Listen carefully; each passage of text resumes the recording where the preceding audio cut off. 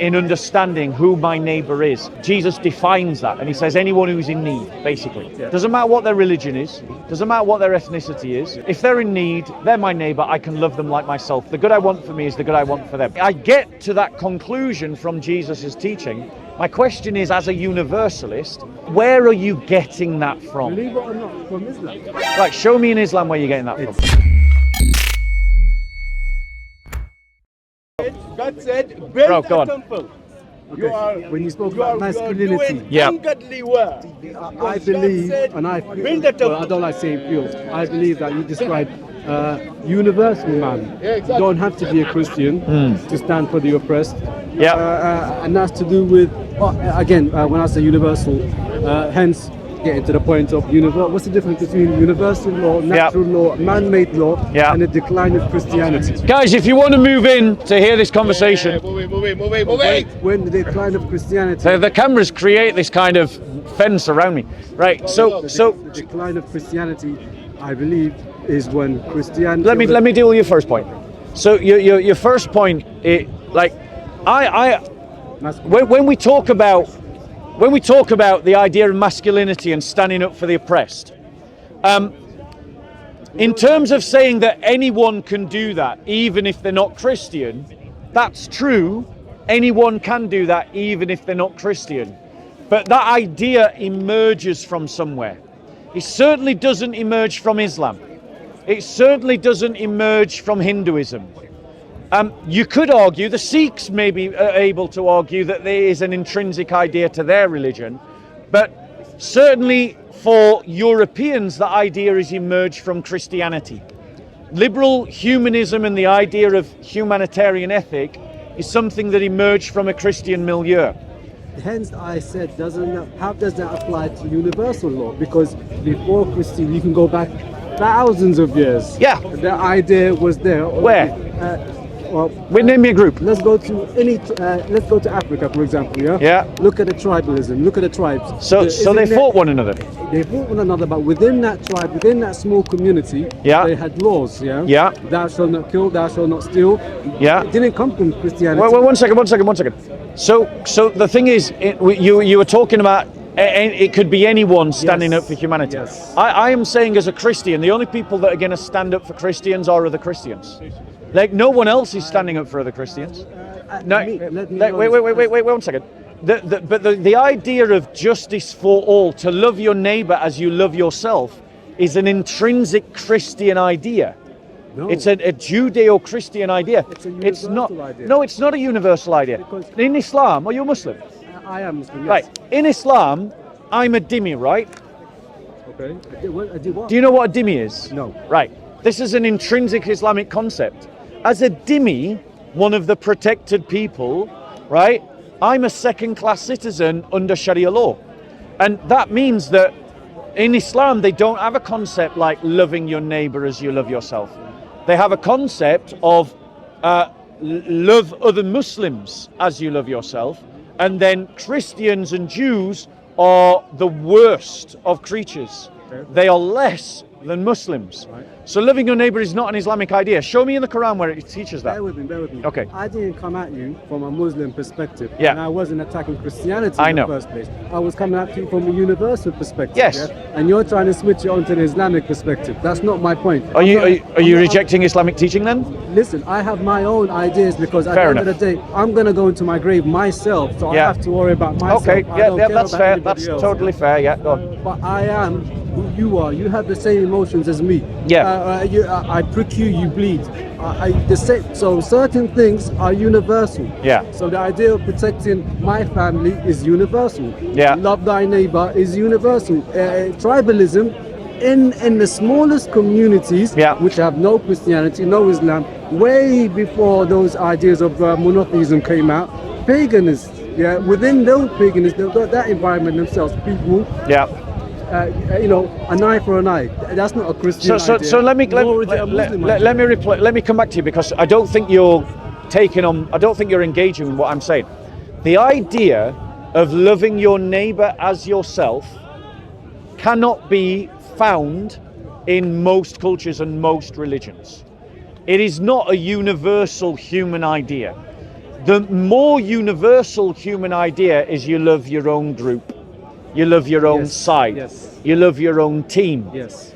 It's in Christianity, and in particular, Jesus's interpretation of Jewish law, when he says love, because the Old Testament says love your neighbor as you love yourself, but then Jesus defined the neighbor as someone who wasn't a Jew, defined the neighbor as a Samaritan. It defined the neighbor as the one who's keeping the law as a Samaritan. And so this idea is a Judeo-Christian idea that we have communicated to the world through the Enlightenment, through modernity, through colonialism, through the missionary effort of the church, through modern technology. And people like you have adopted it, and I applaud you for it. But you have adopted a Judeo-Christian idea. There's nothing intrinsic about humanity that has come to this conclusion. I speak to Muslims, they would disagree with me, or they would have issues with what I'm saying. Yeah. But like I said, at the end of the day, I'm going into my grave by myself. I don't have to worry about anyone. I have to question what people say to me. Yeah. I don't take no man's word for it. But okay, all right then. Let me not go with that. Let me have your opinion on universal law. Right. What is universal law? So universal law, bro, is where as human beings we have an instinct which aligns with revelation. Like we have an instinct about loving our mother and father, for instance. We have an instinct about loving our siblings. It is this idea of that kind of instinct that is natural within us, right? Now, universal law is this idea that also that we're, so in one sense, the universal natural law is that which is intrinsically natural to us as human beings. Our mind is structured in such a way that it seeks a moral paradigm. That need for an understanding of right and wrong is something that we're born with genetically. It develops in the brain, and then as part of the brain structure, it develops in the mind, and then we look to fill that structure with some input. And so we learn moral law. We're designed to think morally. So in that sense, there is that sense of natural law. There is also certain natural laws in the sense that it's natural for men and women to procreate. It's unnatural for men and men to have sex. And so there's that aspect of natural law. Self-preservation is an aspect of natural law. But what happens when you start introducing revelation is that the input about that natural structure that we've got in our minds suddenly receives revelation that tells the natural instinct that I should want the good for you that I want for myself. Yes. So as a Christian, I can say to you that I want you to be equally under the law. I want you to have the same protections and rights that I do. But as a universalist, right? As a universalist, you can't. What are you going to point to say why you believe that? What's your authority for saying that? For me, it's Judeo-Christian teaching. For you, what are you going to point to? For me, I don't like labels. Right. I don't want to say as a Christian or as a Muslim, I have to love you. Yeah. I want to say as a human being, as I want best for me, I want best for you. Yeah. Because I believe what goes around comes around. Yeah. Whatever you put out, you will attract. Yeah. So hence I will. Okay. No labels. I get that. Yeah. But my question to you is, what are you going to appeal to? So I appeal to Jesus' teaching. I appeal to that parable that he tells about the Samaritan, right? In understanding who my neighbor is. Jesus defines that, and he says anyone who's in need, basically. Anyone who is in need is my neighbor. Correct. Yeah. Doesn't matter what their religion is, doesn't matter what their ethnicity is. Yeah. If they're in need, they're my neighbor. I can love them like myself. The good I want for me is the good I want for them. So for me, I get to that conclusion from Jesus' teaching. My question is, as a universalist, and I accept that you're on the same page as me, that if you saw someone in need, you'd want to help them just because they're a human. Yeah. But where are you getting that from? Believe it or not, from Islam. Right, show me in Islam where you're getting that It's from. not, listen, I can't think of it. I need to sit down. I have a book of research and a lot of things. Well, come back with that book, because I believe that you've got it wrong. Fair enough. I will be back another time. Yeah, come back with that book because I think you got it wrong. I have a question for you. Before you move on to your question, and yes, I'll take your question. Right. But let me suggest to you that actually you have been more influenced by Christianity than you have by Islam, and that actually has made you a better I person. would agree with you. And you know what? Yeah. Even the devil tells the truth sometimes. So I have to listen to the devil as well. I have to hear what he has to say. So, and it's going to, as I'm going to grow into my grave by myself, I have to be sure of what every person says. So even the devil tells the truth sometimes. So I have to listen. Yeah, Jesus ain't the devil, bro. No, I don't care. I don't know.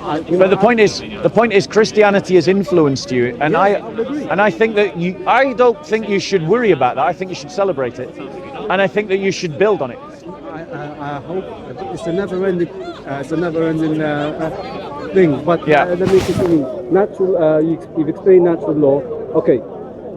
Man-made law and a Christianity. I believe that it's got to do when Christianity gave its power or joined with the states, and And when do you think that happened? maybe 1,000 years ago, or when one of the kings wanted to marry a second wife or whatever.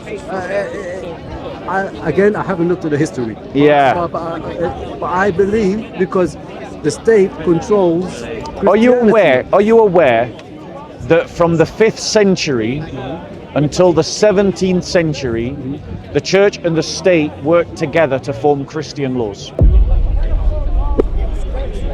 Okay, let me process that for a second. Okay, all right. So basically, for over 1,000 years, think nearly as old as Islam itself, Christians had a Christian state where Christians created Christian laws. So where did it go wrong? Right, great question.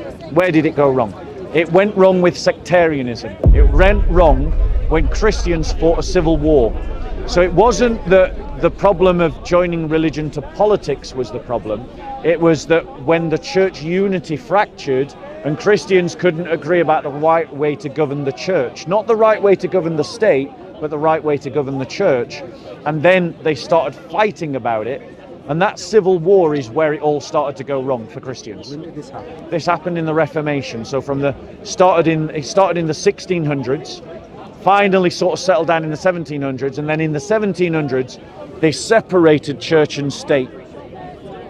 And so laws no longer were being made according to Christian principles, or were being influenced by Christianity less and less and less, until we got to the present day. Okay, so it was better basically from the 5th to the 17th century, you could say, because for Christianity in general.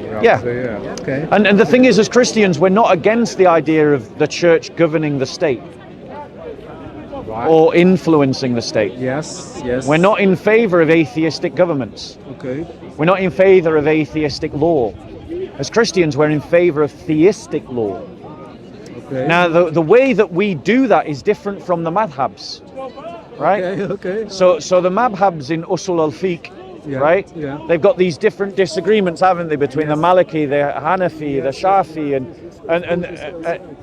different school of thought. Let's say. Yeah. Well, it's different school. It's different theorems about how you create law. Jurisprudence.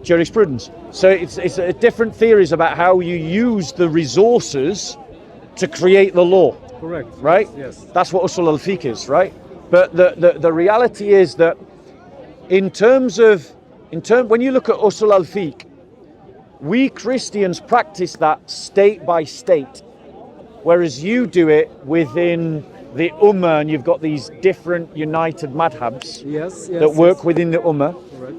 Our equivalent to that is each state practices its own Usul al-Fiqh. Okay. And thus each state can create its own Christian laws. And those Christian laws will look very similar, but they will be different. Now, the advantage of that is that homogeneously, every state only follows a single law, a single code of laws. Whereas in the Ummah, because of the madhabs and because of the differences in Usul al-Fiqh, you've got different Muslims following different understandings of different practices of Sharia law. right? And so you have one caliphate where different people are behaving under different codes of law, right? Yeah.